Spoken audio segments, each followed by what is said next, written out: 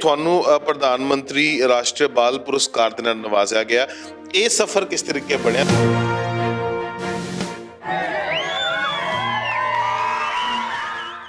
ये मेरे superintendent sir ने एक फॉर्म भरा था, निकलता है प्रधानमंत्री राष्ट्रीय बाल पुरस्कार का, तो उसके थ्रू उसमें सिलेक्शन हुई मेरी। ਤੁਹਾਨੂੰ ਮੈਨੂੰ ਸੁਣਨ ਚ ਆਇਆ ਕਿ ਪ੍ਰਧਾਨ ਮੰਤਰੀ ਸਾਹਿਬ ਨੇ ਦੇਸ਼ ਦੇ ਪ੍ਰਧਾਨ ਮੰਤਰੀ ਨਰਿੰਦਰ मोदी ने ਤੁਹਾਡੇ ਨਾਲ ਗੱਲਬਾਤ ਵੀ ਕੀਤੀ है। हाँ, उन्होंने बात की है, हमने उनको स्टोरी बताई है, तो उन्होंने काफ़ी प्रशंसा की इस बात की। ਤੁਹਾਡੇ ਮਾਤਾ ਪਿਤਾ ਜਿਹੜੇ ਨੇ ਉਹ ਕੋਵਿਡ ਦੇ ਦੌਰਾਨ ਦੁਨੀਆ 'ਚ ਨਹੀਂ ਰਹੇ, ਫਿਰ ਤੁਸੀਂ ਇੱਥੇ ਆਏ, ਉਹ ਸਮਾਂ ਕਿਸ ਤਰੀਕੇ ਦਾ ਸੀਗਾ? मैं अपने रिलेटिव्स के साथ रहा काफ़ी 1-1.5 साल, तो उनका भी पूरा कोई सपोर्ट नहीं था इतना ज़्यादा। ਤੁਹਾਡੇ ਦਿਮਾਗ ਦੇ ਵਿੱਚ ਇਹ ਚੀਜ਼ ਆਈ ਕਿੱਦਾਂ ਕਿ ਮੈਂ ਇਸ ਕੈਟਾਗਰੀ ਦੇ ਬੱਚਿਆਂ ਨੂੰ ਜਿਹੜਾ ਟ੍ਰੀਟ ਕਰਨਾ, ਕਿਉਂਕਿ ਤੁਸੀਂ 20 ਦੇ ਕਰੀਬ ਬੱਚਿਆਂ ਨੂੰ ਜਿਹੜਾ ਟ੍ਰੀਟ ਕੀਤਾ ਹੈ। एक बच्चा आया 5 साल का, जिसे सीपी की डिसेबिलिटी थी, जो चल नहीं पा रहा था, फीड नहीं कर पा रहा था और टॉयलेट भी नहीं जा पा रहा था। किस तरीके ਨਾਲ ਤੁਸੀਂ ਐਕਸਰਸਾਈਜ਼ ਜਿਹੜੀਆਂ ਉਸ ਬੱਚੇ ਨੂੰ ਕਰਾਈਆਂ?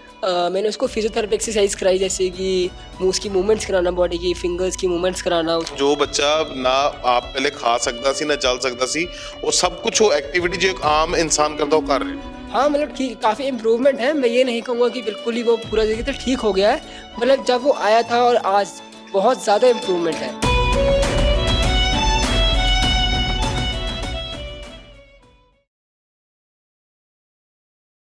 ਕਹਿੰਦੇ ਜਦੋਂ ਵੀ ਕੋਈ ਤੁਸੀਂ ਮੁਕਾਮ ਹਾਸਲ ਕਰਨਾ ਹੋਵੇ ਤਾਂ ਉਸ ਦੇ ਲਈ ਉਮਰ ਜਿਹੜੀ ਹੈ ਉਹ ਤੁਹਾਡੀ ਮੁਹਤਾਜ ਨਹੀਂ ਹੋਣੀ ਚਾਹੀਦੀ, ਤੇ ਜੇਕਰ ਤੁਸੀਂ ਕੋਈ ਦ੍ਰਿੜ ਨਿਸ਼ਚੈ ਕਰ ਲਓ ਤਾਂ ਕਿਤੇ ਨਾ ਕਿਤੇ ਤੁਸੀਂ ਐਸੇ ਮੁਕਾਮ ਤੇ ਜ਼ਰੂਰ ਪਹੁੰਚਦੇ ਹੋ, ਤੇ ਉਸ ਮੁਕਾਮ ਦੀ ਪੁਕਾਰ ਜਿਹੜੀ ਹੈਗੀ ਹੈ, ਉਸ ਮੁਕਾਮ ਦੀ ਆਵਾਜ਼ ਜਿਹੜੀ ਹੈਗੀ ਹੈ, ਕਿਤੇ ਨਾ ਕਿਤੇ ਐਸੇ ਲੈਵਲ ਤੇ ਜਾ ਕੇ ਗੂੰਜਦੀ ਹੈ ਜੋ ਤੁਹਾਨੂੰ ਪੂਰੀ ਦੁਨੀਆ ਦੇ ਵਿੱਚ ਮਸ਼ਹੂਰ ਵੀ ਕਰਦੀ ਹੈ ਔਰ ਲੋਕਾਂ ਨੂੰ ਤੁਹਾਡੇ ਤੋਂ ਸਿੱਖਿਆ ਲੈਣ ਲਈ ਮਜਬੂਰ ਵੀ ਕਰਦੀ ਹੈ। ਕੁਝ ਅਜਿਹੀ ਕਹਾਣੀ ਹੈਗੀ ਹੈ ਵੰਸ਼ ਤਿਆਲ ਦੀ, ਜੋ ਕਿ ਚੰਡੀਗੜ੍ਹ ਦਾ ਰਹਿਣ ਵਾਲਾ ਮੁੰਡਾ ਹੈਗਾ।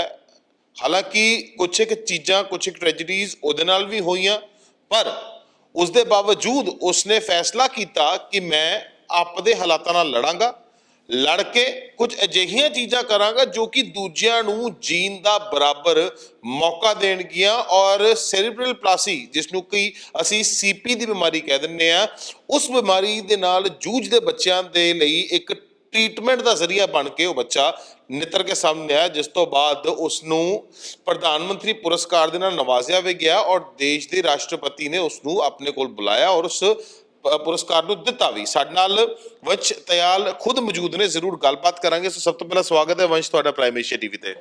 Thank you. ਵੰਸ਼, ਇੱਕ ਬਹੁਤ ਵੱਡਾ ਜਿਹੜਾ ਤੁਸੀਂ ਕੰਮ ਕੀਤਾ ਹੈ ਨਾ, ਕਿ ਮਤਲਬ ਸੈਰੀਬਰਲ ਪਲਾਸੀ ਦੇ ਬੱਚਿਆਂ ਨੂੰ ਟ੍ਰੀਟ ਕਰਨਾ, ਸਭ ਤੋਂ ਪਹਿਲਾਂ ਤਾਂ ਇਹ ਪੁੱਛਣਾ ਚਾਹਾਂਗੇ ਤੁਹਾਡੇ ਦਿਮਾਗ ਦੇ ਵਿੱਚ ਇਹ ਚੀਜ਼ ਆਈ ਕਿੱਦਾਂ ਕਿ ਮੈਂ ਇਸ ਕੈਟਾਗਰੀ ਦੇ ਬੱਚਿਆਂ ਨੂੰ ਜਿਹੜਾ ਟ੍ਰੀਟ ਕਰਨਾ, ਕਿਉਂਕਿ ਤੁਸੀਂ 20 ਦੇ ਕਰੀਬ ਬੱਚਿਆਂ ਨੂੰ ਜਿਹੜਾ ਟ੍ਰੀਟ ਕੀਤਾ ਹੈ। तो जैसे कि 2020 में मेरी पेरेंट्स की डेथ हो गई थी ड्यू टू कोविड-19, तो उससे काफ़ी डिप्रेस्ड हो गया था मैं, काफ़ी अकेलापन से रहना हो गया था, स्ट्रेस हो गया था मुझे समझ नहीं आ रहा था क्या करूं, और फैमिली सपोर्ट भी नहीं था बिल्कुल भी मेरी लाइफ में। तो फिर 2022 में मेरी सीसीआई में एडमिशन हुई, स्नेहालय फॉर बॉयज़ में। तो मैं फिर बच्चों से मैंने सोशल इंटरेक्शन की, टीचर से करी, काउंसलर से करी, सब जनों से इंटरेक्शन करी धीरे धीरे। फिर थोड़ा थोड़ा ठीक होना शुरू किया, मैंने रिकवर होना शुरू किया। उसी तरह एक बच्चा आया 5 साल का, जिसे सीपी की डिसेबिलिटी थी, जो चल नहीं पा रहा था, फीड नहीं कर पा रहा था और टॉयलेट भी नहीं जा पा रहा था। तो मैंने अपने सुपरिटेंडेंट सर से परमिशन ली कि मैं उसको सपोर्ट देना चाहता हूँ। तो मैंने उसको केयर गिविंग सपोर्ट दी, इमोशनल सपोर्ट दिया काफ़ी, और फिजियोथेरेपी एक्सरसाइज कराई, फीडिंग एक्सरसाइज कराई और काफ़ी कुछ किया। तो उस बच्चे में भी आज तक काफ़ी इम्प्रूवमेंट है और वो काफ़ी चल भी पा रहा है और खा भी लेता है। ਮਤਲਬ ਹੁਣ ਜੋ ਬੱਚਾ ਨਾ ਆਪ ਪਹਿਲੇ ਖਾ ਸਕਦਾ ਸੀ ਨਾ ਚੱਲ ਸਕਦਾ ਸੀ, ਉਹ ਸਭ ਕੁਝ ਉਹ ਐਕਟੀਵਿਟੀ ਜੋ ਇੱਕ ਆਮ ਇਨਸਾਨ करता ਉਹ कर रहे। हाँ, मतलब ठीक, काफ़ी इम्प्रूवमेंट है। मैं ये नहीं कहूँगा कि बिल्कुल ही वो पूरा तरीके से ठीक हो गया है, मतलब जब वो आया था और आज बहुत ज़्यादा इम्प्रूवमेंट है। ਤੇ ਤੁਹਾਨੂੰ ਪ੍ਰਧਾਨ ਮੰਤਰੀ ਰਾਸ਼ਟਰੀ ਬਾਲ ਪੁਰਸਕਾਰ ਦੇ ਨਾਲ ਨਵਾਜ਼ਿਆ ਗਿਆ। ਇਹ ਸਫ਼ਰ ਕਿਸ ਤਰੀਕੇ ਬਣਿਆ? ਤੁਹਾਡੀ ਇਹ ਜਿਹੜੀ ਕਾਬਲੀਅਤ ਹੈਗੀ ਹੈ, ਇਹ ਉੱਥੇ ਤੱਕ ਕਿੱਦਾਂ ਪਹੁੰਚੀ? ये मेरे सुप्रिटेंडेंट सर ने एक फॉर्म भरा था, निकलता है प्रधानमंत्री राष्ट्रीय बाल पुरस्कार का, तो वो मेरे ललित सर ने भरा। कि उसमें देख सोशल सर्विस के अंदर, तो उससे उसमें उनका कैटेगरीज होती है कि आपने क्या किया है और कैसे कैसे किया है, तो वो भरा गया, तो उसके थ्रू वो उसमें सिलेक्शन हुई मेरी। ਤੇ ਜਦੋਂ ਤੁਹਾਡੀ ਸਿਲੈਕਸ਼ਨ ਹੋ ਗਈ, ਤੁਹਾਨੂੰ ਪਤਾ ਲੱਗ ਗਿਆ ਕਿ ਦੇਸ਼ ਦੇ ਪ੍ਰਧਾਨ ਮੰਤਰੀ ਨੇ ਤੁਹਾਨੂੰ ਚੁਣ ਲਿਆ, ਉਸ ਵਕਤ ਕੀ ਮਨ ਦੇ ਵਿੱਚ ਫੀਲਿੰਗ ਕੀ ਸੀਗੀ? मेरे को उस टाइम तो डाउट हो रहा था कि ये सब झूठ चल रहा है, कि ये तो झूठ है, बस वैसे ही पता नहीं कैसी फेक न्यूज़ चल रही है, किसी ने क्योंकि आज मजाक करता हाँ होगा। तो मजाक कर दिया कि आज वैसे भी साइबर क्राइम्स काफ़ी चल रहे हैं, तो मेरे को लगा नहीं, ये तो झूठ बात चल रही है। ਤੇ ਫਿਰ ਜਦੋਂ ਤੁਹਾਨੂੰ ਮੈਨੂੰ ਸੁਣਨ ਚ ਆਇਆ ਕਿ ਪ੍ਰਧਾਨ ਮੰਤਰੀ ਸਾਹਿਬ ਨੇ, ਦੇਸ਼ ਦੇ ਪ੍ਰਧਾਨ ਮੰਤਰੀ ਨਰਿੰਦਰ ਮੋਦੀ ਨੇ ਤੁਹਾਡੇ ਨਾਲ ਗੱਲਬਾਤ ਵੀ ਕੀਤੀ ਹੈ। हाँ, उन्होंने बात की है, उन्होंने हमने उनको स्टोरी बताई है, तो उन्होंने काफ़ी प्रशंसा की इस बात की कि आपको इतनी ट्रेजेडी वगैरह से निकल के और इतने मतलब मुश्किलों से निकल के भी आप इतने ब्रेव हैं और आपने समाज सेवा को चुना। ਤੇ ਇੱਥੇ ਇੱਕ ਸਵਾਲ ਜ਼ਰੂਰ ਖੜਾ ਹੋ ਜਾਂਦਾ, ਤੁਸੀਂ ਕਿਹਾ ਕਿ ਤੁਹਾਡੇ ਮਾਤਾ ਪਿਤਾ ਜਿਹੜੇ ਨੇ ਉਹ ਕੋਵਿਡ ਦੇ ਦੌਰਾਨ ਦੁਨੀਆ 'ਚ ਨਹੀਂ ਰਹੇ, ਫਿਰ ਤੁਸੀਂ ਇੱਥੇ ਆਏ, ਉਹ ਸਮਾਂ ਕਿਸ ਤਰੀਕੇ ਦਾ ਸੀਗਾ ਵੰਸ਼? ਕਿਉਂਕਿ ਕਹਿੰਦੇ ਮਾਪੇ ਹੋਣਾ ਸਿਰ ਦੇ ਉੱਤੇ ਛੱਤ ਦੇ ਬਰਾਬਰ ਹੁੰਦਾ, ਔਰ ਜਦੋਂ ਸਿਰ ਤੋਂ ਛੱਤ ਹੀ ਚਲੀ ਜਾਵੇ ਤਾਂ, ਔਰ ਫਿਰ ਵੀ ਐਸੇ ਕਦਮ करके उठना, ये भी काफ़ी मेरे लिए बहुत मुश्किल था कि उस दौर से निकल के बाहर आना। तो मैं अपने रिलेटिव्स के साथ रहा काफ़ी 1-1.5 साल, तो उनका भी पूरा कोई सपोर्ट नहीं था इतना ज़्यादा, तो बस फिर सीसीआई में एडमिशन हुई मेरी। ਪਰ ਜਦੋਂ ਤੁਹਾਡੇ ਪੈਰੈਂਟਸ ਨਹੀਂ ਰਹੇ, ਤੁਹਾਡੇ ਕੋਈ ਰਿਸ਼ਤੇਦਾਰ ਹੋਰ ਸੀਗੇ ਜਿਨ੍ਹਾਂ ਨਾਲ ਤੁਸੀਂ ਕਦੀ ਰਾਬਤਾ ਕਾਇਮ ਕਰਨ ਦੀ ਕੋਸ਼ਿਸ਼ ਕੀਤੀ ਹੋਵੇ? मेरे ऐसे चाचा हैं, चाची हैं, बुआ हैं और फूफा वगैरह काफ़ी हैं, पर उनसे कभी इतनी इंटरेक्शन हुई नहीं मेरी। ਕਿਉਂ? ਕੋਈ ਉਹ ਮਤਲਬ ਦੂਰ ਰਹਿੰਦੇ ਨੇ ਕਿ ਹੈ ਲੋਕਲ ਨੇ, ਬੜੀ ਗੱਲਬਾਤ ਨਹੀਂ ਹੋਈ? मतलब एक तरह से वो दूर भी रहते हैं और इतनी गलबात भी नहीं होती है, कभी इंटरेक्शन भी नहीं करी उन्होंने इतनी काफ़ी, क्योंकि वो अपने बच्चों पे थोड़ा ज़्यादा ध्यान देते हैं, तो दूसरों पे तो कभी उन्होंने ध्यान दिया ही नहीं। ਤੇ ਪਰ ਜਦੋਂ ਤੁਹਾਡੇ ਪੈਰੈਂਟਸ ਪੂਰੇ ਹੋ ਗਏ, ਕਿਉਂਕਿ ਮੈਨੂੰ ਪਤਾ ਲੱਗਿਆ ਕਿ ਪਹਿਲਾਂ ਤੁਹਾਡੇ ਮਦਰ ਦੁਨੀਆ 'ਚੋਂ ਗਏ, ਉਸ ਤੋਂ 6 ਮਹੀਨੇ ਬਾਅਦ ਤੁਹਾਡੇ ਫਾਦਰ ਗਏ, ਔਰ ਮੈਨੂੰ ਇਹ ਵੀ ਪਤਾ ਲੱਗਿਆ ਕਿ ਤੁਹਾਡੇ ਜਿਹੜਾ 6 ਮਹੀਨੇ ਦਾ ਸਮਾਂ ਸੀ, ਤੁਹਾਡੇ ਫਾਦਰ ਨੇ ਉਸ ਟਾइम ਤੇ बहुत ज़्यादा तकलीफां सही ने। उनको काफ़ी स्ट्रेस हो गया था इस बात का कि क्योंकि काफ़ी प्यार वगैरह था, तो काफ़ी स्ट्रेस हो गया, काफ़ी डिप्रेशन में उनकी बॉडी पैरालाइज होगी, वो बेड पे हो गए बिल्कुल ही, वो चल नहीं पा रहे थे, वो बोल नहीं पा रहे थे, तो वो भी पैरालाइज हो गए, उनकी बिल्कुल ही 6 महीने बाद एग्जैक्ट डेट को उनकी भी डेथ हो गई थी। ਤੇ ਮਦਰ ਦੀ ਡੈਥ ਕਿਸ ਤਰੀਕੇ ਹੋਈ ਸੀ? एक्चुअली मदर को सीए भी था यूट्रस का, और वो she was admitted in PGI Covid ICU. तो मेन कॉज तो अब हम नहीं कह सकते हैं कि क्या है, कोविड है या सीए है।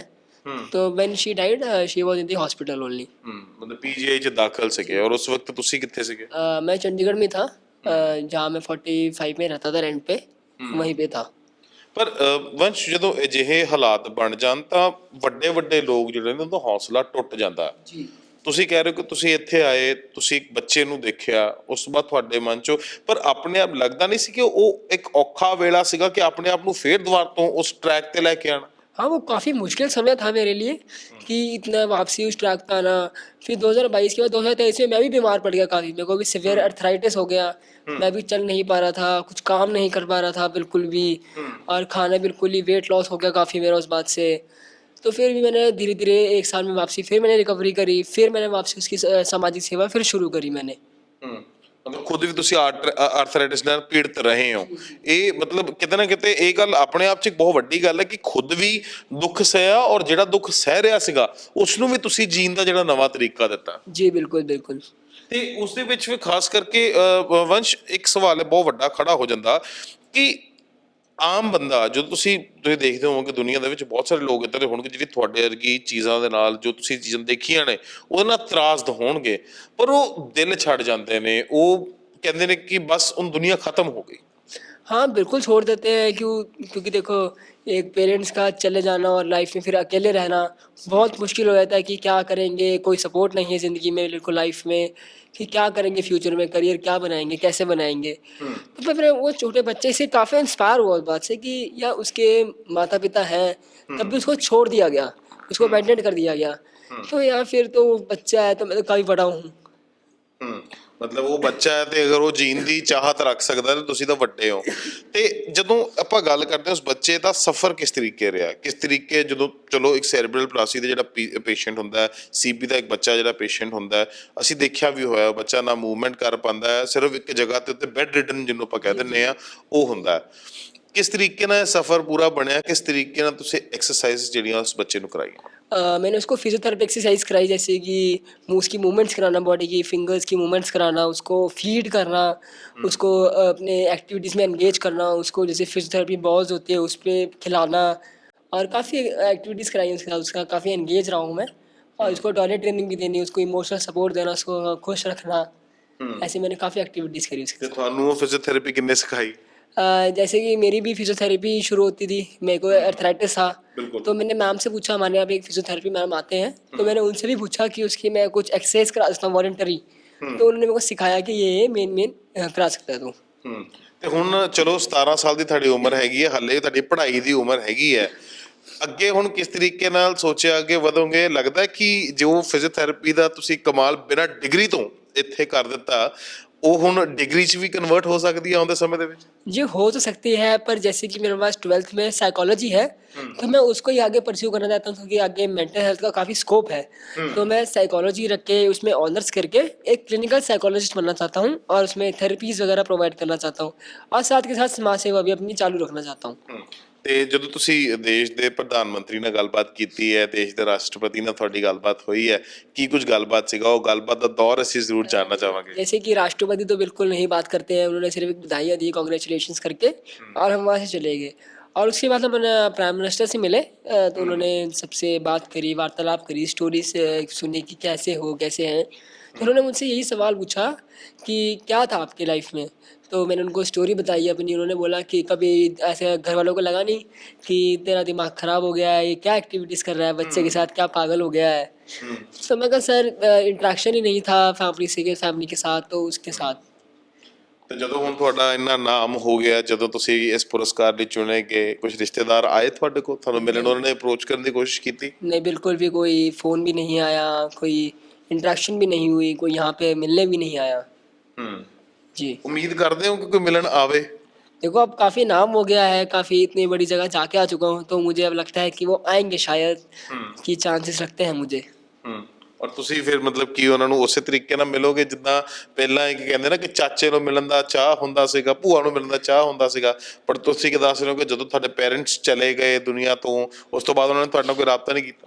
नहीं, बिल्कुल। अगर मेरी उन्होंने फेलियर में साथ नहीं दिया, तो मैं सक्सेस में भी उनसे कैसे बात कर सकता हूँ? तो अगर वो सक्सेस में आ रहे हैं और फेलियर में उन्होंने सपोर्ट नहीं किया, तो मैं भी उनसे नहीं मिल सकता। ਪਰ ਲੱਗਦਾ ਨਹੀਂ ਕਿ ਆਪਾਂ ਥੋੜਾ ਜਿਹਾ ਇਸ ਚੀਜ਼ ਨੂੰ ਛੱਡੀਏ ਤੇ ਜੋ ਆਉਂਦੇ ਨੇ ਤੇ ਆਸ਼ੀਰਵਾਦ ਤਾਂ ਕਹਿੰਦੇ ਬਜ਼ੁਰਗਾਂ ਦਾ ਆਸ਼ੀਰਵਾਦ ਜਿੱਦਾਂ ਦਾ ਮਰਜ਼ੀ ਹੋਵੇ ਆਸ਼ੀਰਵਾਦ ਹੁੰਦਾ ਉਹ ਲੈ ਕੇ ਅੱਗੇ ਵਧੀਏ? जी बिल्कुल है, पर जिन्होंने मेरे को सपोर्ट किया उनका ये आशीर्वाद काफ़ी है मेरे लिए, तो मैं उनसे तो मुश्किल है मेरी बात करना। ਚਲੋ ਆਮ ਜਨਤਾ ਲਈ ਕੀ ਮੈਸੇਜ ਹੋਏਗਾ ਤੁਹਾਡਾ ਕਿ ਜਿਸ ਤਰੀਕੇ ਨਾਲ ਤੁਸੀਂ ਪੂਰਾ ਸਟਰਗਲ ਦੇਖਿਆ ਔਰ ਅੱਜ ਆਮ ਜਨਤਾ ਜਿੱਦਾਂ ਆਪਾਂ ਪਹਿਲਾਂ ਵੀ ਜ਼ਿਕਰ ਕੀਤਾ ਬਹੁਤ ਸਾਰੇ ਲੋਕ ਹਿੰਮਤ ਹਾਰ ਜਾਂਦੇ ਨੇ, ਆਮ ਜਨਤਾ ਲਈ ਤੁਹਾਡਾ ਕੀ संदेश है? तो परिस्थितियाँ जितनी भी कठिन हो जाए, मुश्किल हो जाए, कभी ज़िंदगी में हार मत मानिए। देखो, हमें लगता है कि हमारी परेशानी बड़ी है या उसकी परेशानी बड़ी है, नहीं। हमें जैसे कि वो बच्चा, छोटा बच्चा था, उसकी कितनी बड़ी परेशानी है कि वो चल नहीं पा रहा है, बोल नहीं पा रहा है, और काफ़ी सीवियर उसका IQ भी है। तो उससे अगर हम इंस्पायर हुए काफ़ी, तो कभी ज़िंदगी में गिव अप मत करिए लाइफ में, बस मैं यही कहना चाहूँगा। ਠੀਕ ਹੈ, ਬਹੁਤ ਬਹੁਤ ਧੰਨਵਾਦ ਵੰਸ਼, ਤੁਸੀਂ ਆਪਣਾ ਕੀਮਤੀ ਸਮਾਂ ਦਿੱਤਾ। ਜੋ ਇਸ ਸਾਡੇ ਨਾਲ ਵੰਸ਼ ਦਯਾਲ, ਜੋ ਕਿ ਸਿੱਧੇ ਤੌਰ ਤੇ ਕਹੀਏ ਤਾਂ ਅੱਜ 17 ਸਾਲਾਂ ਦੇ ਨੇ, ਪਰ ਜਦੋਂ ਇਹਨਾਂ ਨੇ ਆਪਦਾ ਕਹਿ ਸਕਦੇ ਹਾਂ ਕਿ ਇਹ ਕੰਮ ਸ਼ੁਰੂ ਕੀਤਾ, ਜਦੋਂ ਇਹਨਾਂ ਨੇ ਆਪਦੀ ਸੋਸ਼ਲ ਸਰਵਿਸ ਜਿਹੜੀ ਹੈ, ਸਮਾਜਿਕ ਸਰਵਿਸ ਜਿਹੜੀ ਹੈ ਸ਼ੁਰੂ ਕੀਤੀ, ਉਦੋਂ ਇਹ 12 ਸਾਲ ਦੇ ਸੀਗੇ। ਔਰ ਵੱਡੀ ਗੱਲ ਦੇਖਣ ਵਾਲੀ ਇਹ ਹੈਗੀ ਕਿ ਉਸ ਸਮੇਂ 12 ਸਾਲ ਦੇ ਬੱਚੇ ਦੀ ਸੋਚ ਇਹ ਸੀ ਕਿ ਮੈਂ ਇਸ ਬੱਚੇ ਨੂੰ ਠੀਕ ਕਰਨਾ ਹੈ, ਇਸ ਬੱਚੇ ਨੂੰ ਦੁਆਰ ਤੋਂ ਤੋਰਨ ਲਾਣਾ ਹੈਗਾ। ਔਰ ਉਸ ਤੋਂ ਇੰਸਪਾਇਰ ਹੋ ਕੇ ਆਪਦੇ ਮਾਂ-ਬਾਪ ਵੀ ਗਵਾਏ, ਫਿਰ ਵੀ ਜਿਹੜਾ ਹਿੰਮਤ ਨਹੀਂ ਹਾਰੀ, ਔਰ 20 ਬੱਚਿਆਂ ਨੂੰ ਲਗਭਗ ਜਿਹੜਾ ਹੈ ਇਹ ਇਸ ਵਕਤ ਵੰਸ਼ ਦਯਾਲ ਜਿਹੜੇ ਨੇ ਉਹ ਸੈਰੀਬਰਲ ਪਲਾਸੀ ਦੇ ਲਈ ਟ੍ਰੀਟਮੈਂਟ ਦੇ ਵੀ ਰਹੇ ਨੇ, ਵੋਲੰਟਰੀ ਟ੍ਰੀਟਮੈਂਟ ਦੇ ਰਹੇ ਨੇ, ਔਰ ਖੁਦ ਕਹਿ ਰਹੇ ਨੇ ਕਿ ਮੈਂ ਸਾਈਕੋਲੋਜਿਸਟ, ਕਲੀਨਿਕਲ ਸਾਈਕੋਲੋਜਿਸਟ ਜਿਹੜਾ ਉਹ ਬਣਨਾ ਚਾਹੁੰਦਾ। ਸੋ ਕਲੀਨਿਕਲ ਸਾਈਕੋਲੋਜਿਸਟ ਬਣਨਾ ਆਪਣੇ ਆਪ ਦੇ ਵਿੱਚ ਇੱਕ ਬਹੁਤ ਵੱਡੀ ਕਹਿ ਸਕਦੇ ਕਿ ਗੱਲ ਵੀ ਹੋਏਗੀ, ਔਰ ਸਾਡੀਆਂ ਸ਼ੁਭ ਕਾਮਨਾਵਾਂ ਜਿਹੜੀਆਂ ਨੇ ਉਹ ਵੰਸ਼ ਦਯਾਲ ਦੇ ਨਾਲ ਨੇ। ਕੈਮਰਾ ਪਰਸਨ ਰਿੱਕੀ ਦੇ ਨਾਲ ਸਾਇੰਦਰੂਲਾ, Prime Asia TV Chandigarh. Prime Asia TV ਤੁਹਾਡਾ ਆਪਣਾ, ਤੁਹਾਡੇ ਲਈ।